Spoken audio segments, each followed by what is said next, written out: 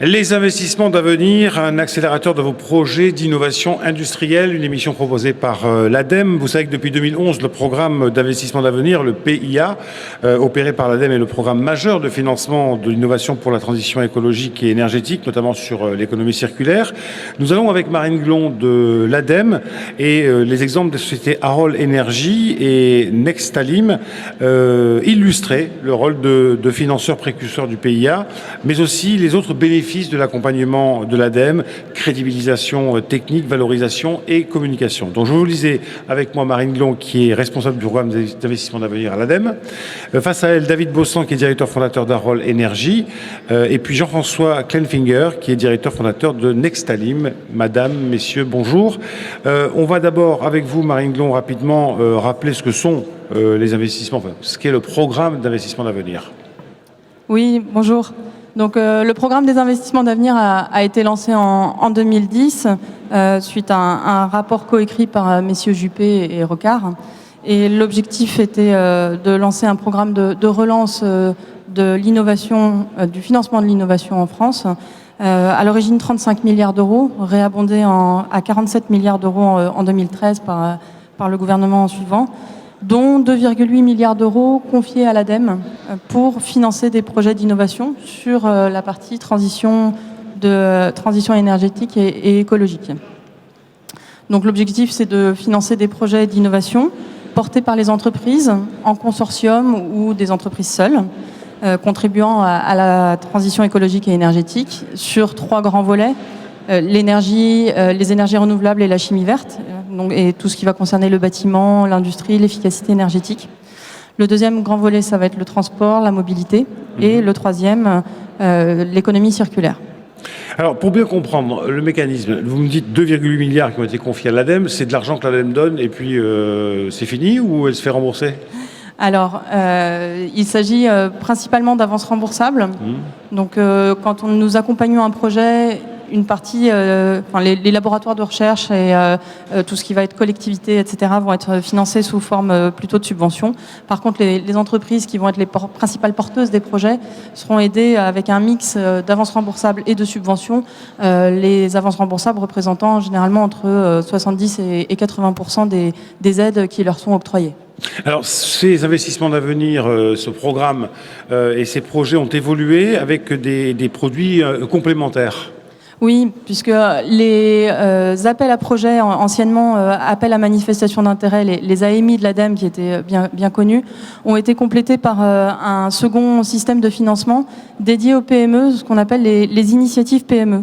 On en a lancé sur toutes les thématiques couvertes par l'ADEME, et notamment sur la partie économie circulaire cet automne 2016.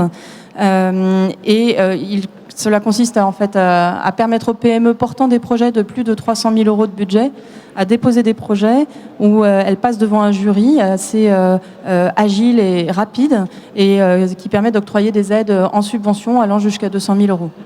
D'accord, donc en fait vous avez un peu élargi le champ d'intervention. On a complété la palette de produits financiers que nous proposons aux entreprises pour s'adapter à leurs besoins. Alors, on va voir que même pour des gros montants, effectivement, des PME sont éligibles, avec l'exemple de Harol Energy, de Nextalim, qui sont des startups qui en bénéficient. Alors, peut-être vous, David Bossan, en premier lieu, directeur fondateur d'Harol Energy, présentez-moi un petit peu votre société et puis la démarche que vous avez menée pour bénéficier de ces investissements d'avenir. Oui, alors, Harol Energy, c'est une société qui a été créée fin 2012, donc il y a 4 ans, c'est une start-up. Aujourd'hui, c'est 7 personnes. Lorsque le projet qu'on a proposé à l'ADEME a été sélectionné, c'était 3 personnes à Harol Energy, donc tout ça pour dire que l'ADEME accepte de prendre le risque, en fait, tout simplement, de valider des projets portés par des petites sociétés. C'est un projet qui a été proposé en collaboration avec l'IFP Énergie Nouvelle, qui est un de nos gros partenaires stratégiques sur un plan technologique. Ça nous a permis, je dirais, d'aller devant l'ADEME, d'aller devant les investissements d'avenir avec un projet sérieux, crédible. Et comment avez-vous convaincu IFP Énergie Nouvelle ?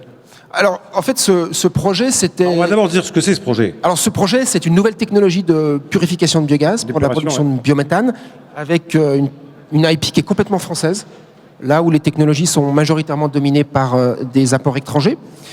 Alors ça a été en fait une collaboration qui s'est faite très très naturellement avec l'IFPEN, tout simplement parce que c'était le résultat de 2 à 3 années de recherche pour Arol Énergie qui ont abouti à des dépôts de brevets.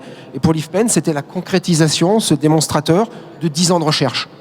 Donc c'était une opportunité extraordinaire pour l'IFPEN de poursuivre et d'aller sur un démonstrateur pour valider leur recherche en fait. Donc c'est pour ça que tout de suite il y a eu des atomes crochus extrêmement forts et ça nous a permis de faire un binôme extrêmement fort et très complémentaire. Et c'est comme ça qu'on est allé devant l'ADEME. De combien aviez-vous besoin et comment vous avez fait votre tour de table et dit, ben voilà, on a notre business model, on a des fonds propres maintenant, on peut commencer à avancer. Alors pour nous, c'est un projet pour le consortium Arol IFPEN, c'est 3,5 millions d'euros, 3 millions d'euros pour Arol Énergie, donc c'est un projet extrêmement lourd pour Arol Énergie. Et on avait la chance d'avoir un client, puisqu'on est sur une démonstration annuelle. C'est bien quand on fait du business. Voilà. On avait la chance d'avoir une technologie très mature, très proche du marché, et on avait un client qui était prêt à jouer le jeu, prêt à prendre le risque, qui a contribué. Mais malheureusement, la surface financière d'une petite société de 3 personnes à l'époque ne suffisait pas, quoi. Donc on est allé voir différents financeurs et on était tellement proche du marché qu'on rentrait aussi, je pense, dans les critères de l'ADEME et des investissements d'avenir. Et c'est comme ça qu'on a pu boucler ce financement et que ce projet a vu le jour. Oui, parce que en fait, Marine Gland, vous m'arrêtez si je dis une bêtise, il faut un time to market, comme on dit, qui soit relativement court quand même, parce que...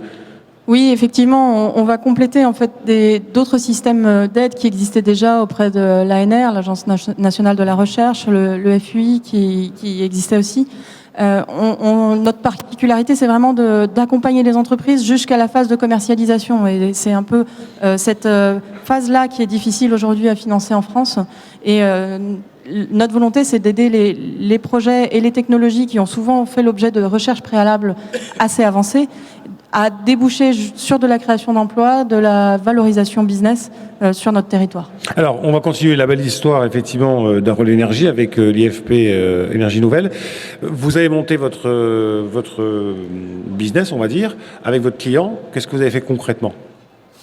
En fait, tout au début, on cherchait un site, en fait, parce que fondamentalement, c'était un démonstrateur sur un site de production de biogaz, donc de méthanisation. Donc, il nous fallait un site. Donc, on s'est dit... De toute façon, je me suis dit intuitivement, il faut absolument un client, il faut le site. Donc, on a cherché. Moi, j'étais déjà dans le métier depuis quelques temps. Donc, j'ai réussi à trouver un client et je lui ai dit, voilà ce qu'on vous propose. Ça va être intéressant pour vous. Vous allez avoir un produit très performant. Donc, quelqu'un qui produisait du biométhane, exactement, mais qui ne pouvait pas injecter dans le réseau. Voilà. Et ça s'est fait vraiment au moment où le client construisait son site. Et donc, il y a eu aussi un effet temporel important, quoi. Voilà. Et c'est comme ça que le deal s'est fait, très, très rapidement. Le client, il a quasiment dit oui tout de suite, en fait. Et c'est comme ça qu'on a pu monter notre financement et après on a pu présenter ça à l'ADEME. Voilà, on a un produit, on a un client. Il faut absolument ce démonstrateur pour que derrière on puisse développer la technologie et contribuer au développement de la filière française aussi. Et comment ça se passe quand vous présentez le projet ? C'est quoi ? C'est un oral ? Ça se passe en combien de temps ? Il faut quel document ? On remplit déjà un petit document de présentation du projet et puis après on passe en travers les griffes de Marine, de Marine, voilà. Où en fait, et c'est un processus qui a pris peut-être au total 6 mois en fait. Mais c'est assez rapide quand même. C'est très rapide et ça s'est plutôt très bien passé. Il y a eu des analyses techniques, économiques, business de la technologie, de ce qu'on voulait faire, et le processus a été pour moi extrêmement bien vécu et ça nous a permis surtout de monter en compétence sur le projet en fait, parce que les investigations techniques et économiques sont très pointues de l'ADEME. Donc ça nous a permis de, ce que je dis couramment, de faire nos devoirs en fait. C'est-à-dire de travailler, d'apporter des arguments techniques, économiques, de façon à justifier que ce qu'on dit tout simplement c'est vrai. Comme vous l'auriez fait face à une banque. Exactement. Et alors Marine, j'imagine qu'à Louis Vico, à Paris, à l'ADEME, vous n'êtes pas toute seule. Il y a quand même des gens qui vous donnent un petit coup de main et surtout des critères. Quels sont ces critères ?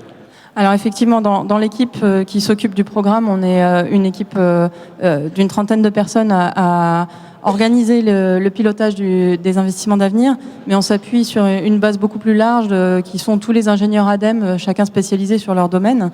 Donc on a des ingénieurs spécialisés sur le biométhane, sur toutes les questions de purification, transport, tous les aspects, et même au sein du recyclage, que ce soit sur le recyclage des plastiques, des batteries, tous les différents aspects. Donc on a une première base d'expertise interne et sur des projets projets assez pointus, on va notamment par exemple comme sur l'instruction sur les insectes, aller chercher des expertises externes dans des universités, dans des organisations professionnelles pour compléter le jugement interne ADEME qui...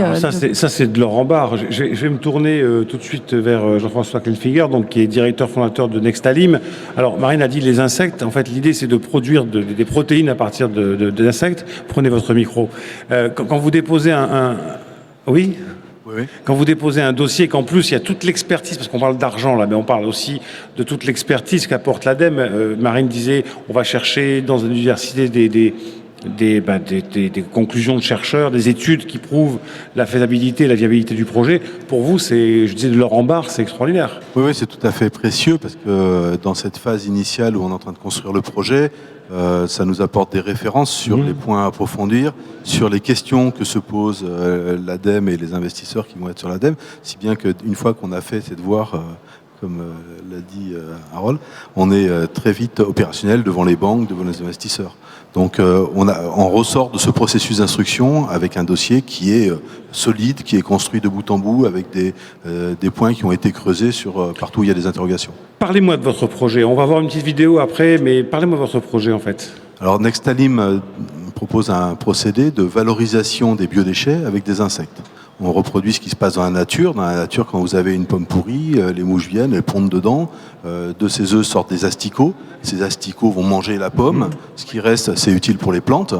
Et les asticots lui-même, comme disait Pumba dans le Roi Lion, c'est gluant mais appétissant. Donc c'est de l'huile, c'est de la protéine. Et les animaux le savent bien. Les poules, les autres oiseaux ou les insectivores viennent, mangent les insectes. Et ceux qui survivent se reproduisent et le cycle recommence. Nous, ce qu'on veut faire, c'est porter ce procédé à l'échelle industrielle, pour redonner un caractère alimentaire à des choses qui étaient des aliments. Donc il y a des tas d'aliments qui sont déclassés pour des raisons X ou Y, des dates de limite ou d'incompatibilité avec la consommation ou des erreurs de production.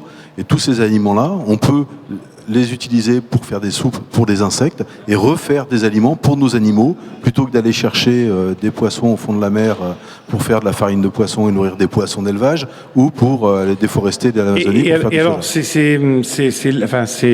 pas ces larves, ces vers, on va dire, pour faire simple, qui grossissent, deviennent in fine de l'alimentation, enfin une base alimentaire pour les animaux. Oui, alors ça c'est la première utilisation des insectes, c'est de resservir de nourriture pour d'autres animaux. Donc pour faire simple, on va les sécher par exemple, on va les presser, on va sortir du gras, on va sortir de la protéine. Cette protéine, elle ressemble à la protéine de poisson, donc elle a exactement les mêmes caractéristiques donc, alimentaires et l'usage. Des poissons, oui. Autant prendre ces protéines-là, on les produit localement avec des déchets locaux, de toute façon on ne va pas les exporter. Et puis les graisses, c'est des graisses qui ont des caractéristiques techniques aussi intéressantes, basées sur des chaînes courtes, je ne vais pas rentrer dans les détails là, mais qui ont des propriétés naturellement intéressantes au niveau sanitaire. Et donc, par analogie, c'est un peu comme de l'huile de coco, donc avec des propriétés intéressantes que ça a. Donc ces deux éléments ont des caractéristiques nutritionnelles intéressantes, mais ça peut aller même un peu plus loin que ça, c'est-à-dire qu'on peut faire aussi d'autres choses avec des dérivés d'insectes, on peut développer des lubrifiants avec des graisses d'insectes, on peut développer des bioplastiques. Pour des gros volumes quand même. Mais c'est bien ce qu'on veut faire, c'est-à-dire que même pour la nutrition animale, si on veut apporter une solution à des problématiques et de déchets et de nutrition animale, il faut être capable de traiter des gros volumes. Pour vous donner un ordre de grandeur, un acteur régional en alimentation animale, ça fait 150 000 tonnes par an. Donc il faut produire beaucoup pour représenter quelque chose d'intéressant pour lui. La nutrition animale en France, c'est 22 millions de tonnes, un tiers d'oléoprotéagineux. Donc on travaille sur des montants qui sont importants, et donc il faut qu'on aille chercher des sources de biodéchets importantes avec des procédés qui soient réellement industriels. Sinon on fait quelque chose d'anecdotique, ce qui n'est pas notre problème. Oui, c'est pas un gadget. Alors on parlait de l'argent que l'ADEME avance, on parlait des conseils que l'ADEME donnait, on peut parler aussi de la communication que fait l'ADEME, qui achète de l'espace, notamment sur des chaînes d'information comme BFM TV. Et on va regarder un de ces sujets, un de ces reportages qui a été acheté par l'ADEME, mais qui concerne votre activité. Vous allez comprendre tout à fait et très rapidement ce que fait Nextalim. Regardez, on se retrouve après. Retrouvez Initiative Durable avec l'ADEME et le ministère de l'Environnement, de l'Énergie et de la Mer. Nous continuons à nous intéresser dans Initiative Durable au thème de l'économie circulaire avec la question de la valorisation des biodéchets qui sont encore trop souvent enfouis. Le projet Cyclaprof, cofinancé par le programme des investissements d'avenir, propose une solution pour les valoriser, les utiliser pour élever des insectes. Initiative Durable vous emmène à Poitiers découvrir ce projet innovant. Cyclaprof vise à développer une filière d'entomoculture industrielle en France pour valoriser des biodéchets et produire localement des huiles et des protéines pour l'industrie chimique ou pour l'alimentation animale et des fertilisants pour l'agriculture biologique. Nos dérivés d'insectes se substituent à des produits qui sont habituellement importés, comme des farines de poisson ou des huiles de coco. Et pour cela, Nextalim s'appuie sur le cycle de vie naturel des insectes. On va récupérer des biodéchets chez les producteurs, on les transforme dans une soupe. Cette soupe, on la met dans nos bioréacteurs, on pose les œufs d'insectes sur la soupe. De ces œufs sortent des larves qui mangent la soupe. La digestion des insectes constitue un fertilisant et en triant le fertilisant et les insectes, on récupère les insectes qu'on transforme ensuite en huile et en protéines à travers un procédé de trituration. Après la mise au point d'un prototype, le projet est maintenant en phase d'industrialisation. Nous développons un concept d'entomoculteur industriel territorial avec pour objectif de déployer des unités de traitement que nous pourrons positionner au plus près des gisements pour pouvoir produire de la valeur ajoutée locale à partir d'un produit qui est aujourd'hui mal valorisé, qui est le biodéchet. C'était Initiative Durable avec l'ADEME et le ministère de l'Environnement, de l'Énergie et de la Mer. Initiative durable. Alors on a vu concrètement en image que vous faites, on parlait effectivement d'échelle, c'est-à-dire à très grand niveau, et j'ai entendu dire que vous étiez dans un projet de territoire où vous allez vous associer ou peut-être collaborer avec d'autres acteurs. Oui, notre objectif est d'être un producteur d'équipements territorial qui va pouvoir se positionner aux alentours des zones de production. Donc, comme il y a des méthaniseurs territoriaux ou des plateformes de compostage, l'entomoculteur industriel viendra... Entomoculteur, dites-on. Entomoculteur, l'endroit où on élève des insectes. Donc, cet entomoculteur viendra comme un équipement complémentaire pour équiper un territoire avec une solution qui valorisera une gamme de biodéchets et permettra d'en tirer un maximum de valeur grâce aux dérivés. Donc, c'est intéressant ce que vous voulez dire, enfin, même depuis le début, ce que vous dites, c'est intéressant. On peut avoir une plateforme de compostage. Derrière, on peut avoir une unité de méta. Et puis, on peut avoir effectivement votre production d'insectes, de protéines, d'entomoculteurs. Oui, ce sont des équipements qui ne se recouvrent pas complètement sur les matières premières qui prennent en charge. Alors évidemment, on peut composter à peu près n'importe quoi, mais d'un autre côté, on ne va pas en tirer un maximum de valeur. Nous, nos insectes ne mangent pas forcément les déchets verts. Donc il faut trouver d'autres équipements pour les valoriser. Tout à fait. Il y a des bouts de steppe ou des choses comme ça qui ne vont pas forcément être très bien valorisés. Mais par exemple, ce qui arrive de l'industrie agroalimentaire, ça complètement, par exemple... Ça serait le mieux valorisé avec des insectes puisqu'on va refaire quelque chose d'alimentaire. Mais vous vous retrouvez tous les deux finalement. Enfin, vous ne faites pas de compostage, vous épurez le biogaz. Mais finalement, quelque part, c'est un peu la même démarche. Oui, on est exactement sur la même démarche qui est de trouver des solutions pour valoriser tous ces déchets. Donc voilà, donc nous, on le fait par une production d'énergie. On peut le faire aussi par une production de protéines. Donc tout ça, c'est très très complémentaire en fait. Sur la collecte alors c'est pas des biodéchets parce que c'est quelquefois des fruits qui sont impropres, qui sont pas assez ronds, c'est un gros boulot ça, non ?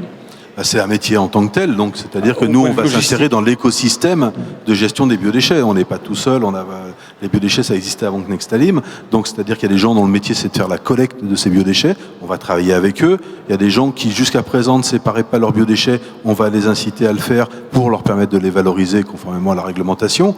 Et donc, on organise à la fois une collecte en propre et à la fois une collecte à travers des partenaires qui voient un intérêt à avoir un exutoire complémentaire pour leurs biodéchets. Oui, mon petit doigt m'a dit aussi que vous avez été, on va dire, pas rejeté, mais enfin votre première version a été retoquée. On a été ajourné la première fois.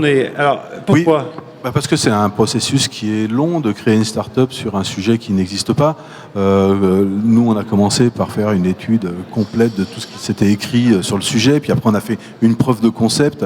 Le mode garage dans l'agroalimentaire, c'est une étable. On a fait une étable avec des placos de salle de bain, des choses comme ça. On a tiré des résultats. Et là, on a commencé à aller voir des partenaires. Ces partenaires, c'était l'École des métiers de l'environnement, avec qui on a fait tout un ensemble de métriques qui pouvaient caractériser la production pour faire un business plan.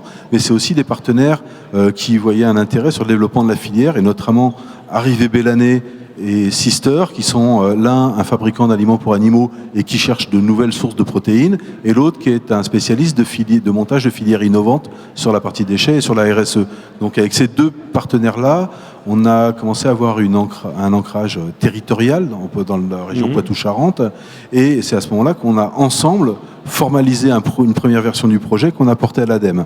Donc on a porté ce projet à l'ADEME qui nous a marqué son intérêt, donc du coup on a pu commencer à travailler de manière importante, mais l'ADEME a jugé qu'à ce moment-là, il manquait un certain nombre d'éléments démontrant la maturité du projet.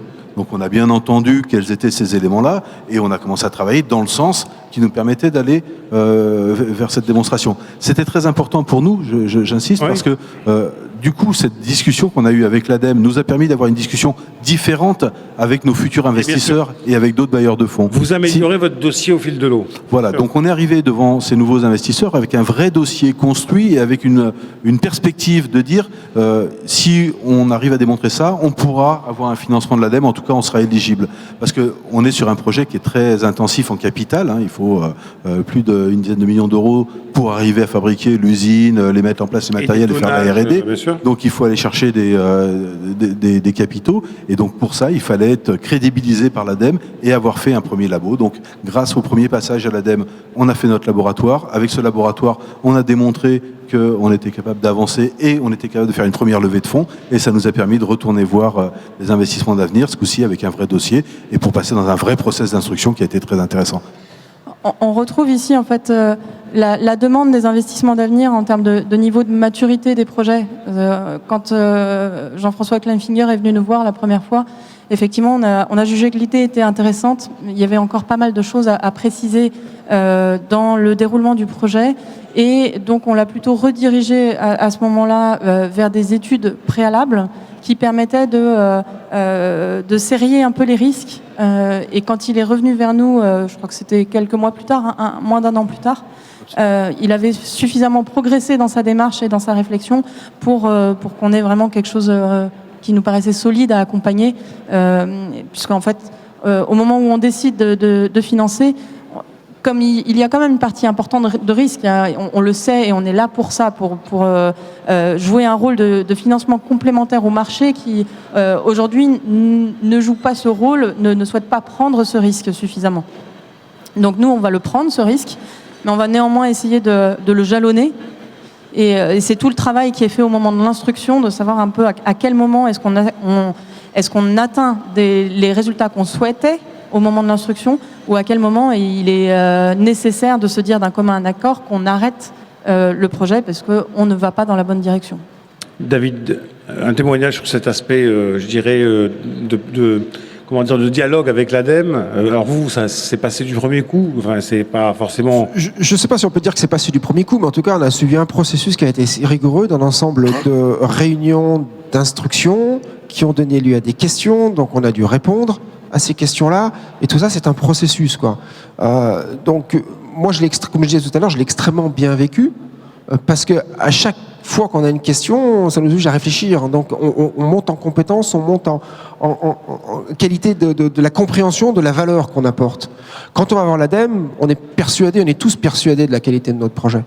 Bon, maintenant, les autres en face ne sont pas forcément persuadés. Donc, cet échange permet justement d'être persuadés ensemble. Il y a un projet, que le projet est intéressant, mais aussi, surtout, ça permet de vraiment de poser des chiffres en face des questions, et donc d'étayer son dossier. Alors j'en viens justement aux chiffres. Pour qu'on comprenne comment la décision est prise, vous accompagnez, vous prenez le risque, comme vous dites, mais un risque calculé, réfléchi. Comment vous versez ces sommes, à quel moment on commence à rembourser? Alors, les sommes, quand on décide d'allouer, par exemple, sur un projet à 5 millions d'euros de budget avec un ou deux partenaires, on va être sur une aide autour de 2 millions d'euros, entre 2 et 3 millions d'euros selon la taille de la société et le niveau de maturité. Au moment où on signe un contrat, on va décaisser 15% des montants que nous avons signés. Ces 15% représentent en fait une avance de trésorerie, puisqu'à ce moment-là, l'entreprise ne nous a pas fait part ou ne nous a pas envoyé de justificatif de dépenses engagées. Après, c'est tout le sujet au moment de la contractualisation, nous discutons beaucoup avec les entrepreneurs, notamment sur leur plan de financement et puis leur plan de trésorerie. Donc, nous organisons sur la durée du projet les moments où nous allons tenir des comités de suivi ensemble. Et ces comités de suivi sont l'occasion de faire des décaissements. À chaque fois, si on est sur un taux d'aide à 40%, ils vont nous faire part des dépenses qui ont été engagées depuis le comité de suivi précédent.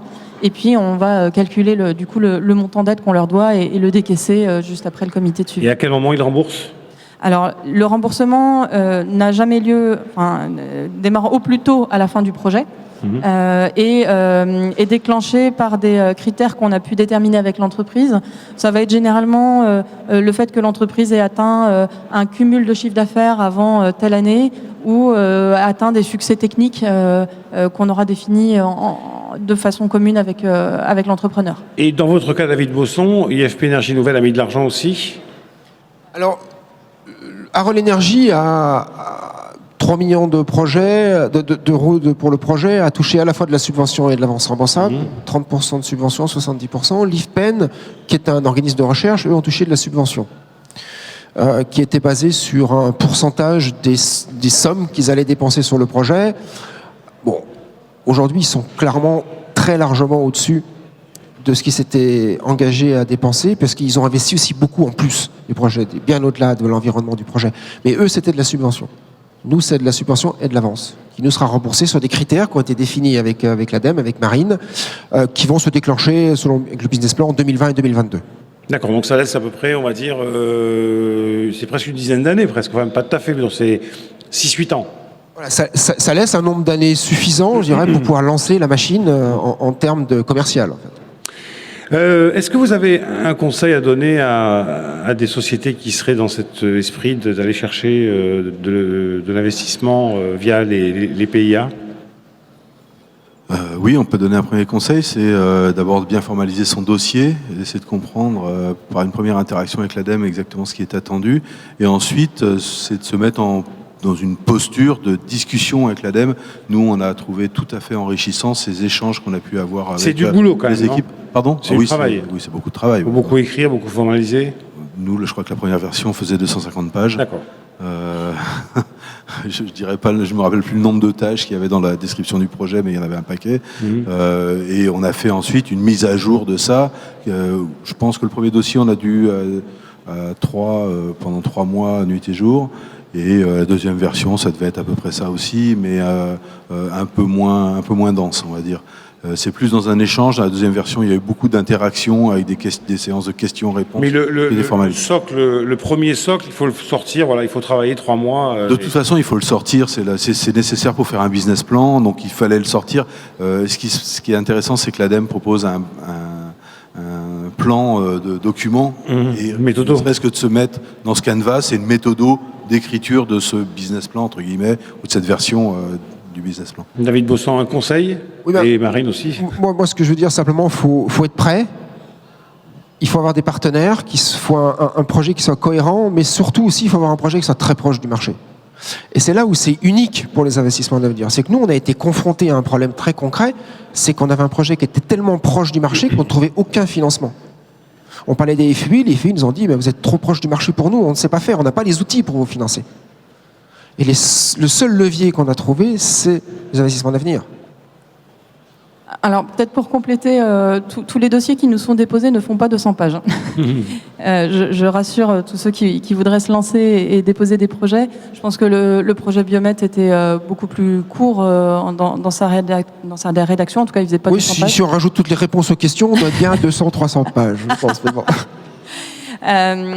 Donc, on essaye, en tout cas, je pense qu'on a aussi, depuis la création des investissements d'avenir en 2010-2011, beaucoup, entre guillemets, simplifié en tout cas le process, ou en tout cas concentrer les demandes sur ce qui nous est vraiment utile pour prendre la décision. Donc c'est vrai que quand on a des projets un peu complexes en face, on va poser pas mal de questions. Mais à chaque fois, on essaye vraiment de focaliser nos demandes sur des choses qui vont être nécessaires dans la prise de décision. De façon à ce que le demandeur ne s'essouffle pas, quoi. Parce que le pire, c'est ça, c'est s'essouffler et de laisser tomber le projet. Effectivement. Ensuite, on a aussi... alors, on s'adapte aux situations. Je pense que quand David Bossan avait déposé son projet, au début, il n'était pas sur le même site de démonstration.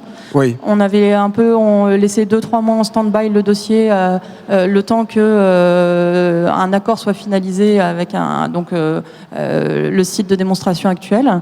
On s'adapte dans l'instruction sur ce type d'aléas parce qu'on sait bien que tout ne peut pas être finalisé au moment du dépôt de projet, et que les choses vont bouger aussi dans la réalisation du projet. Donc ça, c'est quelque chose sur lequel on essaye de faire attention. Écoutez, merci beaucoup à tous les trois d'être venus parler. Oui, un dernier mot. Peut-être un mot de conclusion.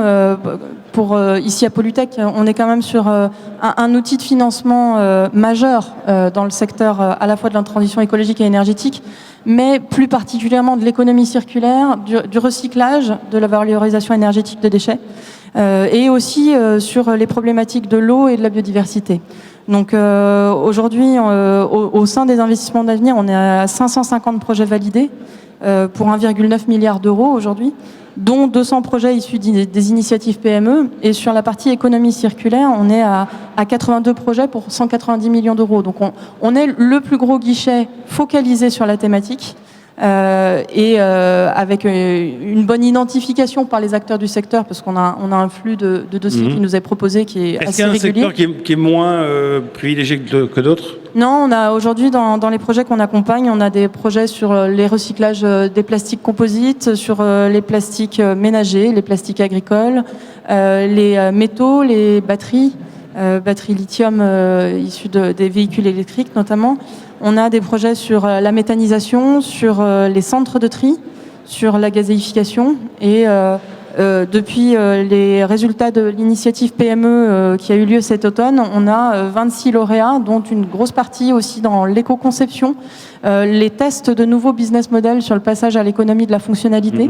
Donc ça, c'est intéressant de voir ces projets-là émerger parce que l'économie circulaire, on n'est pas que sur le recyclage et la valorisation énergétique de déchets.